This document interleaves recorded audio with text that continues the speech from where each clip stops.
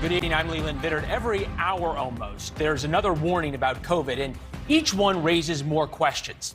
The CDC still hasn't shown us the science behind the new mask mandate guidance, nor have they fully explained why, if vaccines work, the vaccinated must wear masks. But that hasn't stopped them from putting out this map, which shows much of the United States in red, indicating that the Delta variant is spreading like wildfire among unvaccinated populations. And thus everyone, including the vaccinated in those red areas, according to them, should wear masks. Today, President Biden said he would consider paying Americans just to get the vaccine. I know the paying people to get vaccinated might sound unfair to folks who've gotten vaccinated already. But here's the deal. If incentives help us beat this virus, I believe we should use them.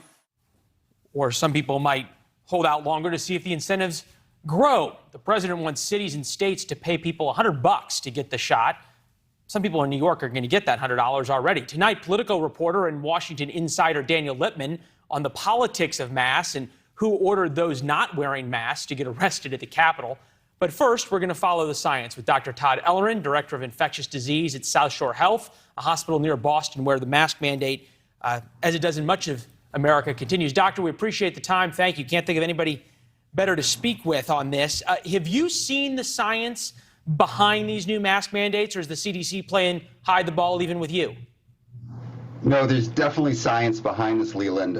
There's a lot of observational studies, which are kind of large studies where you observe that patients who wear masks are less likely to transmit virus, and the people who are wearing masks are less likely to get infected. It's not the same type of science of randomized controlled trials. You can imagine during a pandemic, you can't really create a trial where you randomize some groups to wearing a mask and other groups to not. But the observational studies, almost all of them show decrease in transmission with mask wearing.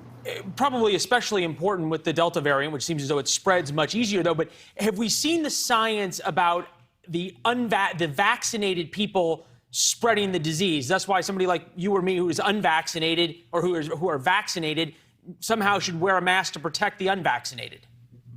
Right. So we know from the Alpha variant, that the variant that was first described in the UK, we know from studies there that fully vaccinated people transmitted the virus when they got infected. There was vaccine breakthroughs 50% less than people who are unvaccinated. Now, I haven't seen data on the Delta variant yet, but the CDC is showing us or telling us that there is data that says that patients who are fully vaccinated are having very high viral loads. I can tell you personally from seeing patients who have been admitted to my system who have been fully vaccinated, they are having viral loads that are unusually high. So you get the sense that they will be able to transmit it, but I still believe that unvaccinated patients are likely going to be able to transmit the Delta variant more, although those viral dynamics haven't been well worked out yet. But what I'm hearing from you, though, still is, though, if, as a vaccinated individual, the chance of me getting even the Delta variant is still very, very low.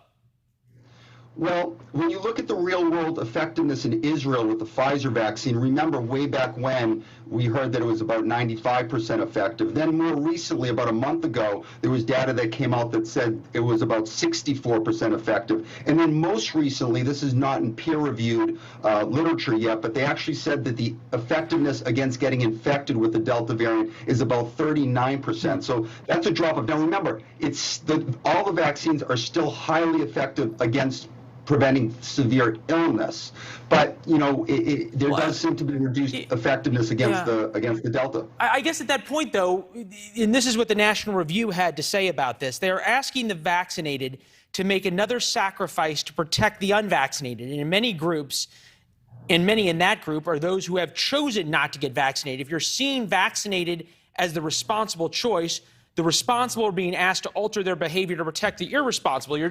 What I'm hearing from you still, though, is that as a vaccinated individual, the chance of me actually getting really sick is very, very low.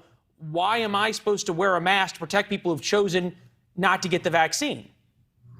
Right. I mean, it's true. But remember, at a time right now, we're seeing, nearly 100,000 cases, new cases of COVID-19. The 7-day average is in the 60,000 range. And we have half the population in the United States that's unvaccinated. And we know that even when you're vaccinated, if you get infected, you can have very high viral loads. So I think it makes sense that the CDC is trying to be cautious and say, let's do something as an extra layer of protection. And in fact, I believe that by wearing masks indoors, if you're living in a warm or hot zone, or if you're immunocompromised or have a lot of comorbidities, we're going to be able to keep our schools open. We're going to be able to keep our businesses open longer. I think it will help. I think it does make sense, Leland. All right. Doctor, we appreciate your time, and I know you're awfully busy. You said that you are already taking care of a lot of folks there, and we appreciate you making time for us, sir. Thank you. You too. All right. So even if the data on masks was